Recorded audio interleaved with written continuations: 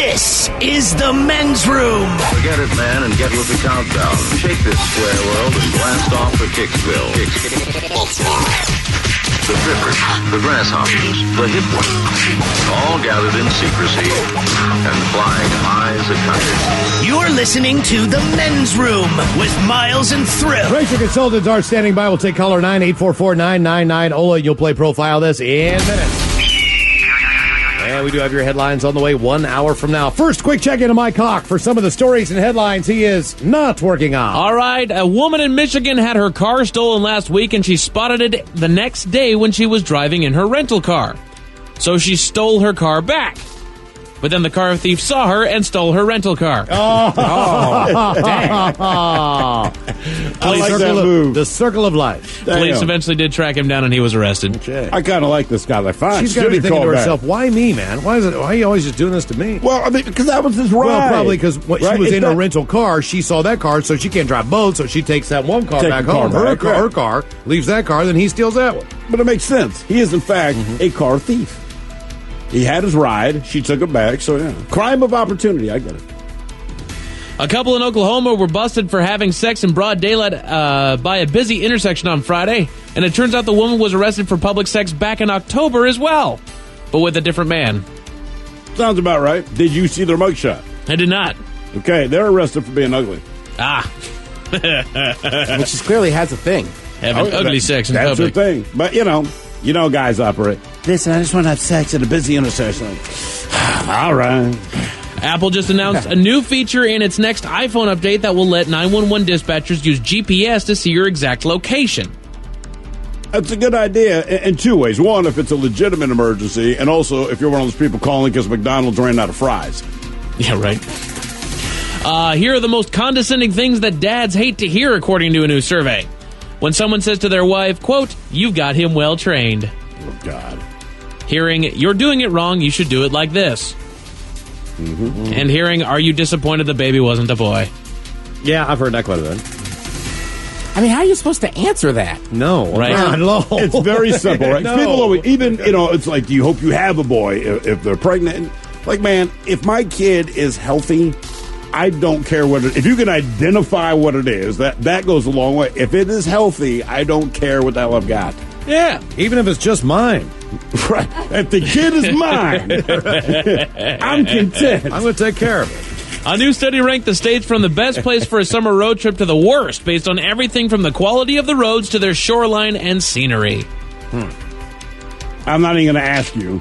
Mike, because I know goddamn well you didn't look at anything else. Is it California? Right. Have I made the bait that good? That everybody just Miles knows still now? asks. California. No, I have no idea. Thrill's right. I'm not working on it. I don't care. I ain't traveling. I would think some of it would have to be like Did an you just eastern say- seaboard too, right? Sure. Did you just say you hate traveling? I'm not traveling. Oh, you're not traveling. I will say there is something very nice about driving next to the ocean. Absolutely. man. Like it's beautiful. It feels like you're in a music video. It's exactly how I want to be at a Music beach, video. driving by, watching it Feels go like away you're from in a me. music video. You don't like the beach, man? I hate the beach. Oh, I like driving to the beach. I hate Absolutely. the beach. What is there to hate Why about do you the hate the beach? It's hot. It's sandy. There's salt water everywhere. It's Yes, the beach. yeah, it sucks. You are just a strange. I like to go to a beach, say, horrible- "Wow, look, a beach," and then I turn around and walk away. Go get your spaghetti at Olive Garden. Damn right. And then I'll watch from my Olive Garden view of the How beach. about, are you still bitter about the pool? Yeah, So the pool you're mad about too still? yeah. Okay, any kind of water. What about a beach like on a lake or a river? It's like fresh water. You seem to hate salt water. Well, that's good for a nice, quick vacation day because it's dirt. It's not sand. And it's not, and the You're beach, living. and the beach is not the feature at the lake. You got to go to the right beach, I think. You got to go to the right beach. Beach would change your mind a little bit. You Yeah, got to go the- to like a beach in Jersey or a beach in Ocean City Beach or like Huntington Beach. You got to go to a beach. Man, go to one in beaches, Florida because you know. everybody's really Yeah. hot. So you Oh, can go be to hot, South Miami. miserable, you're sweating, and every woman that walks by you is so gorgeous. You don't care, Mike. You don't even have to get in the damn water. You won't care. Why can't I trust just me. look at the attractive women off the beach? Don't have to be at a stupid beach. According to a new study, the states with the highest percentage of psychopaths are Connecticut, California, New Jersey, New York, and Wyoming. in your studio. There's no correlation between any of those, are there? However, we do have Washington, D.C. as the number one overall. Well, sure. And good news, Miles, West Virginia has the least psychopaths. Hey, all right. Finally, man. Because you got on any list of things seems like we need more than you still can't win. I mean, God. I'm not shocked by DC though. No, me neither. No. Well, psychopath is kind of a big term. It doesn't mean you're murdering people. It means maybe you're working for the federal government, right? The people don't have time in West Virginia to be psychopaths because they're so busy coal mining. I'm not kidding you. They're all just coal mining right now. I can't even call my mom. She won't pick it up. She's on LaGuardia. She's in a coal mine somewhere. People on Twitter are sharing the dumbest lies they've ever told, like, quote, I told people I was the voice that said zoom zoom at the end of Mazda commercials. Zoom zoom. When The Mummy came out on DVD, I told everyone in my class I was Egyptian descent so as to appear interesting. I played a stormtrooper in Star Wars. Prove it. There I am. Exactly. 2/3 of millennials tip less than 20% at restaurants, according to a new study. Everyone there hates you. Less than what? Less than 20%. Oh, okay. And that includes 10% of millennials who take it even further by usually not tipping a damn thing. They should not be going out to dinner. Never go to dinner. Yeah. I mean, that's all. Get ready for that. They can cook at home. And no one will tip them either. And that argument goes back for years. But there's no argument. Right, Don't go out. I'm with you. Right. People always say, well, what if I can only afford the dinner? Then you can't afford to go out for dinner. Right? I mean, the that's tip has just to all be it is. in there. That's what people work for. The World Health Organization just classified video game addiction as a mental health condition for the first time ever. Oh, and all those kids have excuses. How do you feel about that one, Mike? Not good at all, Ted. It's stupid. But some psychologists aren't convinced. They believe the addiction doesn't usually stand alone, and it's more of a side effect of anxiety or depression, which I think isn't that the basis of most addictions. You're right. The addiction is probably stems from But on the something same token, it's like, no, I enjoy playing video games. I know you enjoy You playing got a video problem, games. Mike. You can put the stupid thing down for a few hours and not play it and go help outside. Go play at the beach. Go play at the beach. That's right. Yeah, that's always a tough one, too. Even if you Good categorized it as like a addiction, it's like, I think I'd still rather know somebody who plays a lot of video games and say, like, strung out on opiates. One of them might steal something from my house. One of them's not. I just don't see people at work saying, man, I can't focus. I need to go play Fortnite. Right, you might stay up late and do your thing, but you're right. Most people Been a are hard missing day. work. I need to go play Halo. Sneak into the bathroom and play Game Boy. God. Yeah, for some people, man, like that's how they relax, right? They play video games. You're right. Maybe it is a hard day. Like, I'm just going to go home, double football. I don't know. A man in Jamaica was recently running from the cops after he robbed someone, and then he tried to get away by dropping his pants and pretending to be a random person defecating out in public. You know what, man? I like Why the strategy. did he think this is a I good like it idea? because, you know why? Because why? Because you wouldn't think that would be in the position that you would be in at that point. Like, but- I don't know. I saw him run by me, man. I don't know. I'm just trying to take a poop But here's right the here. thing. Don't do something else that the cops are going to take note of. Like, hey, man, I stabbed that guy down the street, so when they started chasing me, I started beating another guy with a trash can. Like, I just like- they're still going to address you because what you're doing. Like, don't That's what I was call gonna say, like, attention to yourself. Is it just normal and wherever he is, Montego Bay, to just drop trout? I didn't crap- rob anybody. I was crap- taking a dump in public. taking It's crap all in the fine. street, you know what I mean? Like, Irene, my brother, don't worry, just sawing the logs. Right. Police in Massachusetts have finally found the culprit stealing American flags from a cemetery. Who's that? I'll tell you all about it 1 hour from now. Thank you, Mike Cock. Headlines are on the way 1 hour from now. First, the game is... The Men's Room presents Profile This. Stephen Throwhill, could you please tell us how Profile This is played? I sure can, Miles. It's a simple game where we share with you a real-life news story, something that happened right here on planet Earth. It's the loudest goddamn pen in the world. Hey, man, I got a pin that's got like 6 different Jesus colors. Christ, on it. So what I was the hell going to was write it? all this information down today in red. I'm very I was excited. like, what was it? It's But my as pen. you It's got different colors, huh? Yeah, I can do red. I Oh, can- you're that guy. I can You write could be a green. teacher. Oh, I know. I love the second grade papers. Dude, do you keep it in your Trapper Keeper? You know what? If I had one, I would. But my Velcro thing broke. And as you listen to the story, based on the stereotypes you believe to be true of people and the decisions that people make, we'll ask you what it is you think makes the story a story. Hello, Maya. Welcome to the Men's Room. Hey! All right, Maya, you understand how this here game is played? Yes, sir. Good, because I just explained it. Now, here is your story, and you're not going to believe this, but a medical professional who took their identity from the title of a Snoop Dogg track from 2004 might not be a legitimate doctor.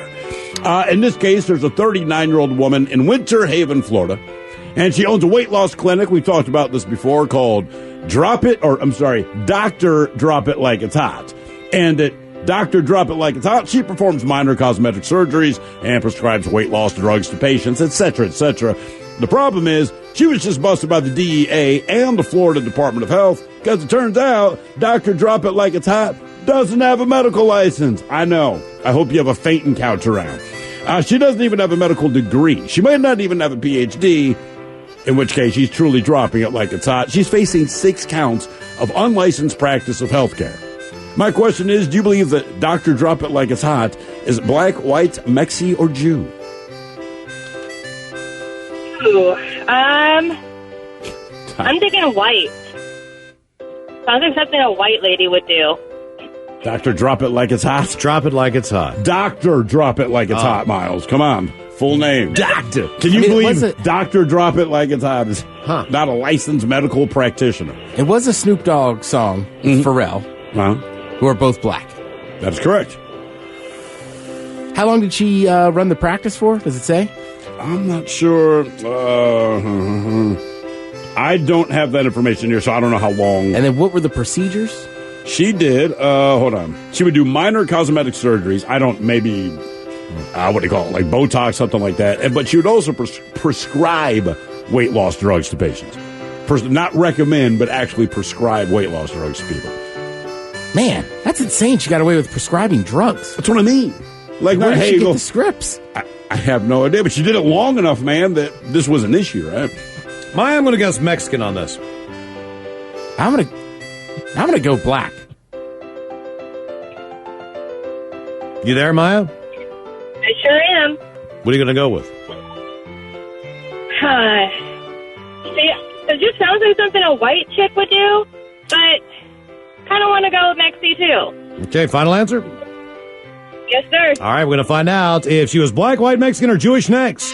That was a tease. You are listening to the Men's Room Radio Network. Hola, bichola. You have entered the men's room.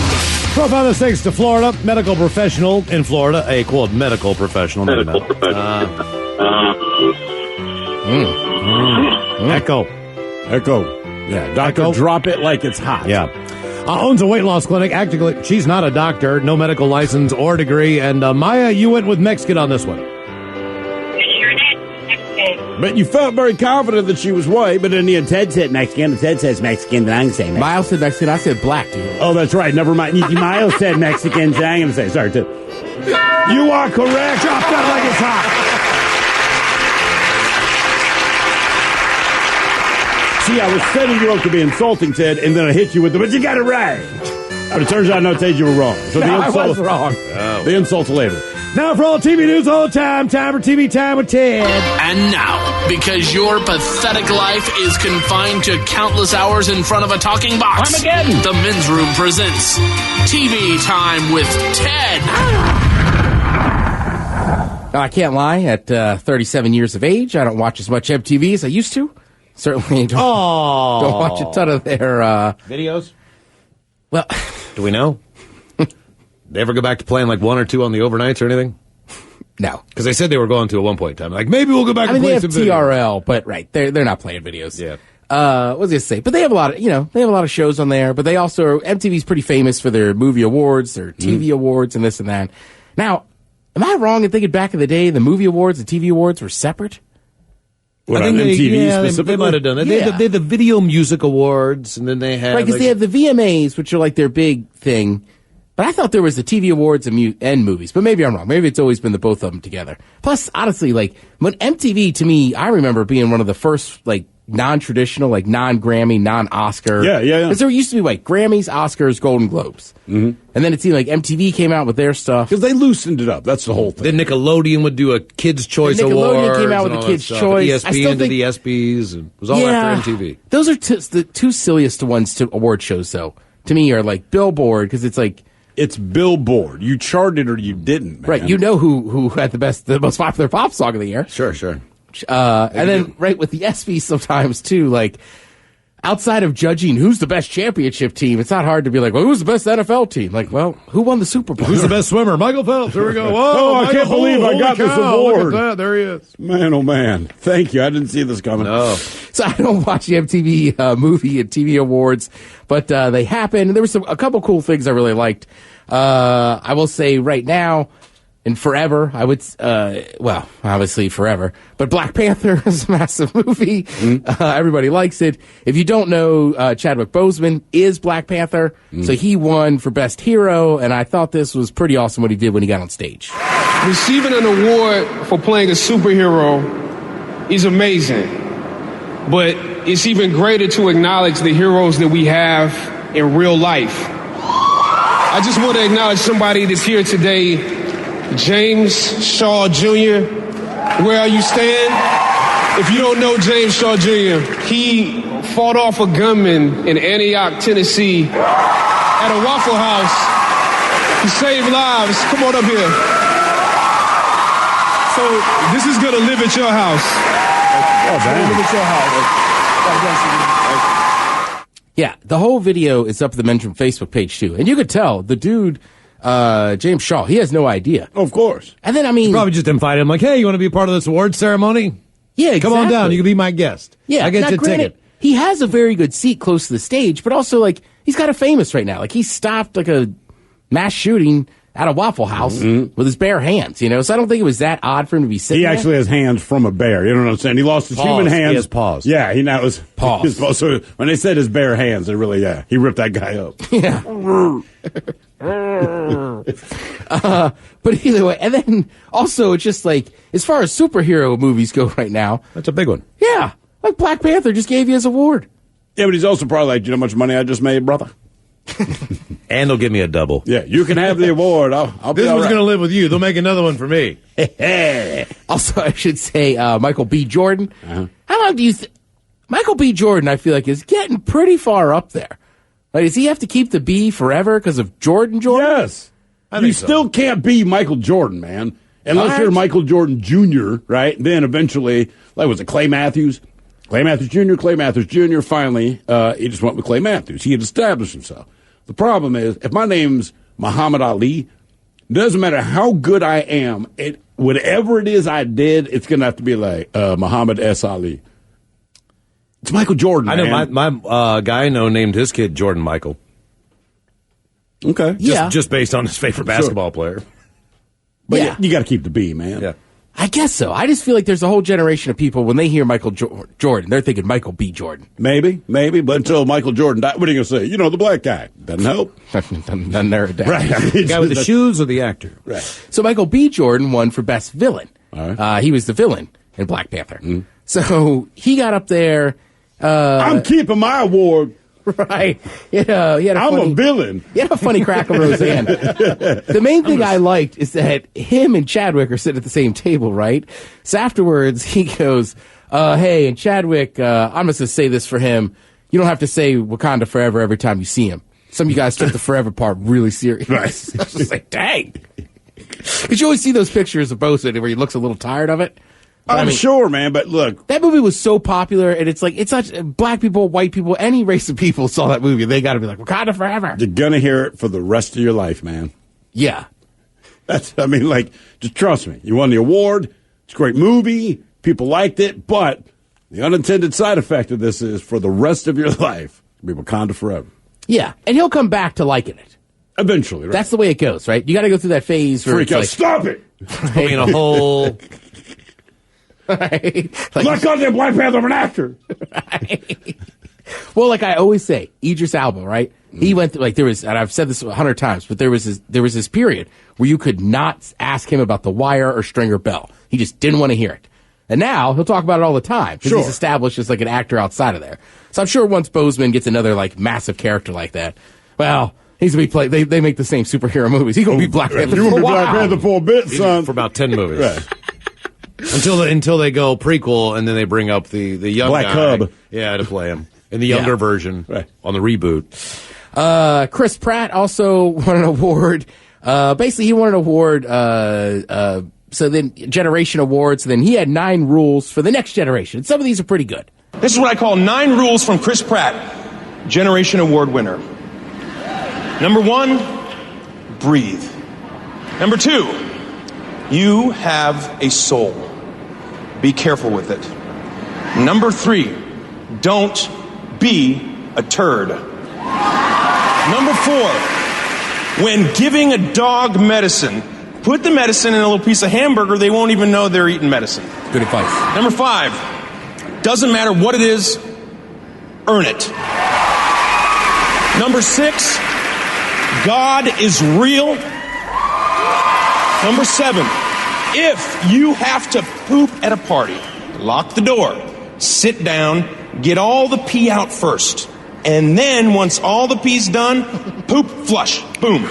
Just trust me, it's science. Number 8, learn to pray. And finally, number 9, nobody is perfect, but there is a powerful force that designed you that way. And if you're willing to accept that, you will have grace. And grace is a gift. And like the freedom that we enjoy in this country, that grace was paid for with somebody else's blood. Do not forget it. Don't take it for granted. Powerful, good message there. But I really think Rule 4, when you're giving that dog medicine, put a little piece of hamburger, and then the thing about pooping at a party. Those are both solid. Yeah, those are things you could take on for generations. That's universal. I would also say, and you say this all the time, Steve, find the bathroom farthest away. Yes. If you're in, don't ever go into someone's bedroom to use the bathroom unless you ask first. But if you say, hey, man, I need a little space, because you should ask. You definitely should ask. I'm about to drop a heater, where's brother. the farthest place that I can Right. safely not destroy your house? And then what you do is send them to the neighbors. And as soon as it hits the water flush, courtesy flush right away. Yeah, courtesy flush is just a good rule in general, even in Work. public bathrooms. Yeah, I don't think totally. a lot of people know what that is. Somebody had to tell me about it when I was in my early 20s. Yeah, but wasn't that because you were legitimately stinking up the bathroom Oh, at the 100%. time? Yeah. The guy was like, Jesus, you never heard of a courtesy flush? And I was like, no. He's like, well, when you poop, flush it real quick. If it's bad. Yeah. And if you can smell right, flush. Right. I do it at home, too. You should just flush everything quick.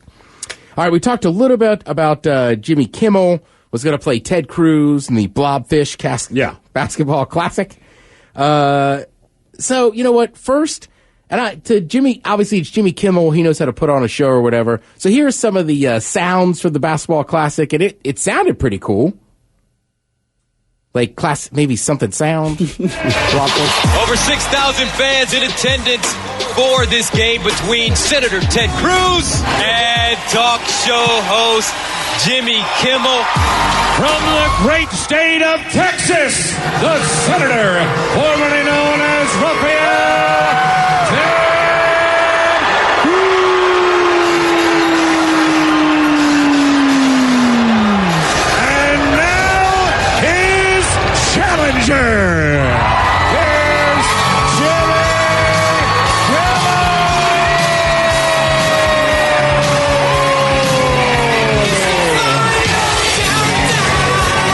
So here we go.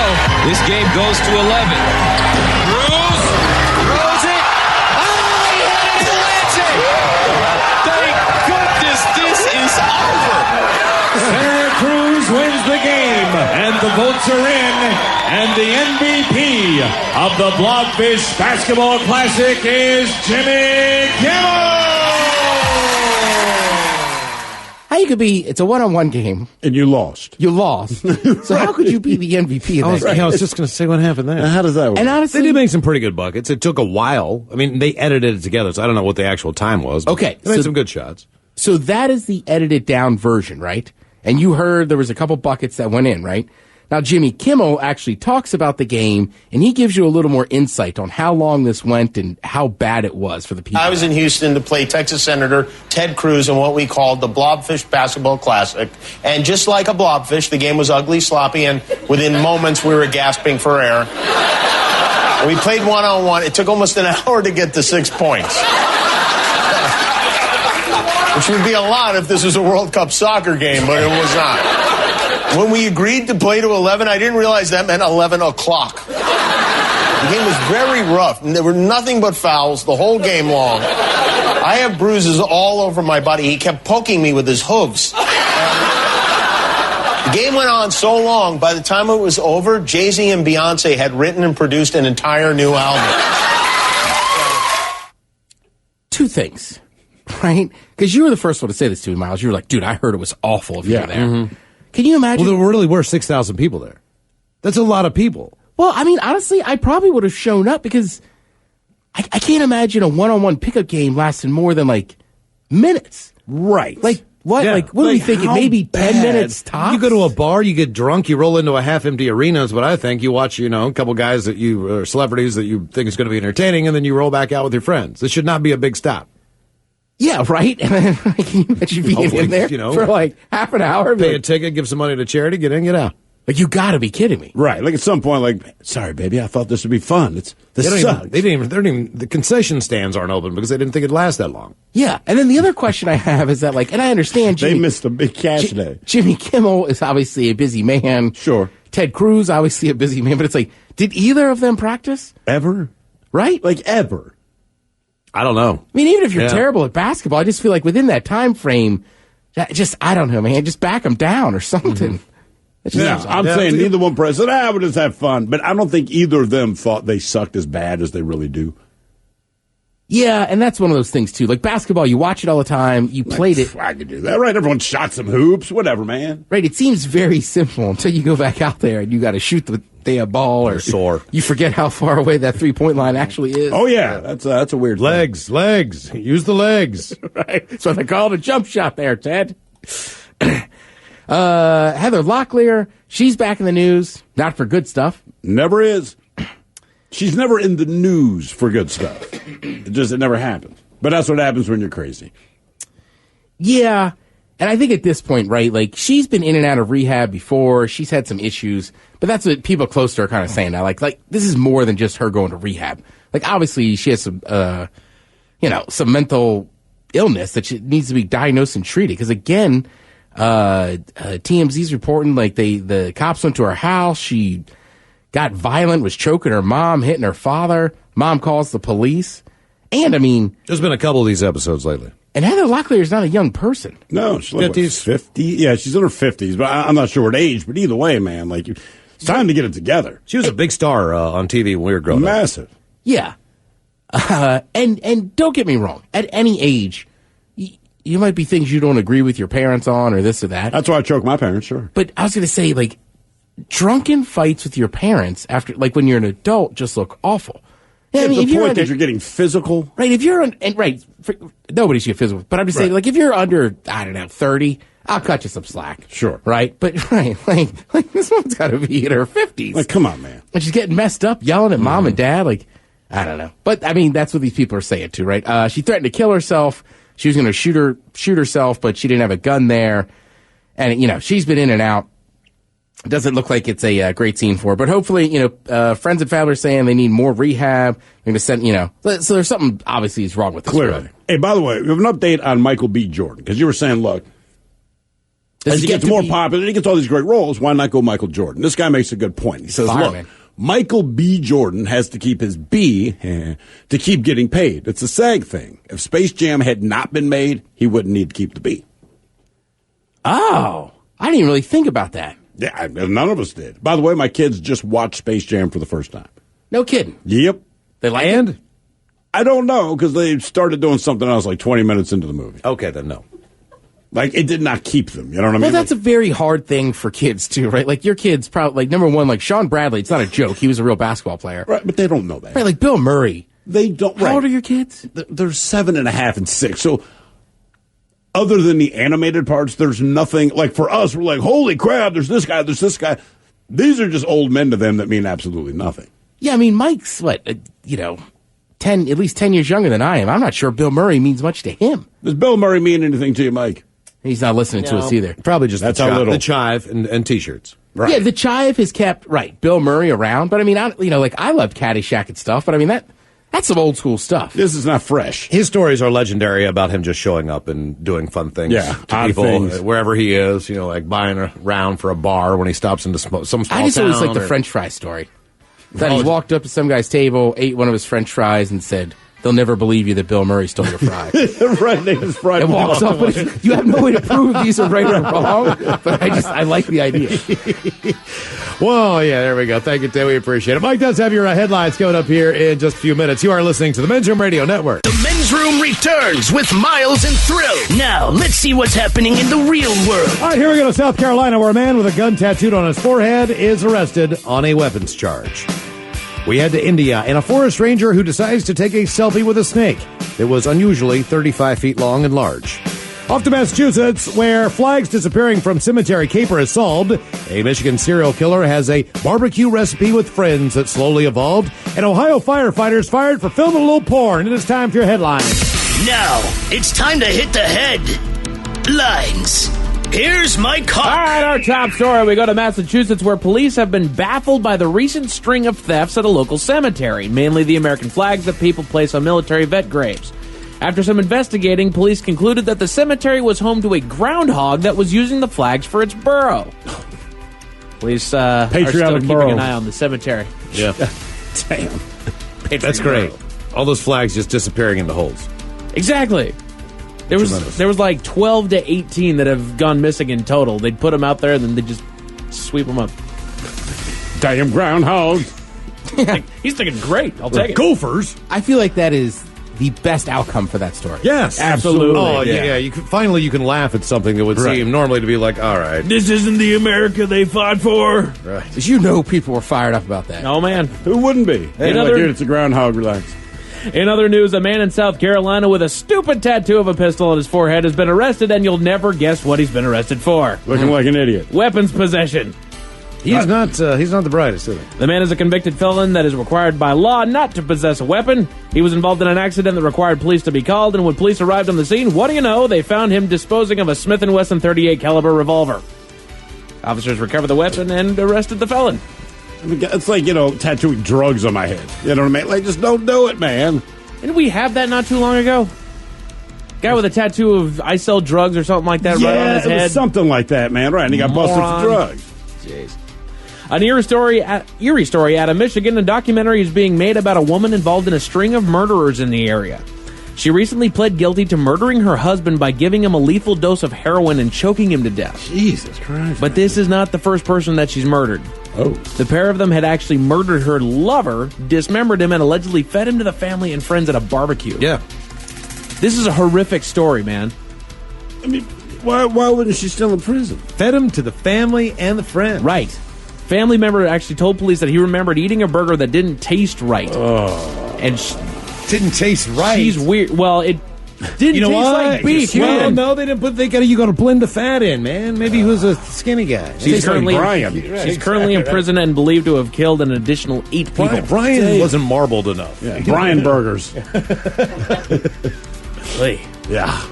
Another story from earlier today. 2 firefighters in Akron, Ohio have been suspended after they were caught making pornographic videos inside of the firehouse. All right. Nice. Just fantasy porn. That's it for headlines. With that, Mike Hawk is out. Thank you, sir. We appreciate it. We'll see you next time for the turn of Who Sucks Less. The word is back. Profile this, and we'll drink and toast once again with a shot of the day. Yes, indeed. It is all true, but in the meantime, we be all about this bitch. So until next time, please do what you do best. And for Aletha's sake, stay beautiful.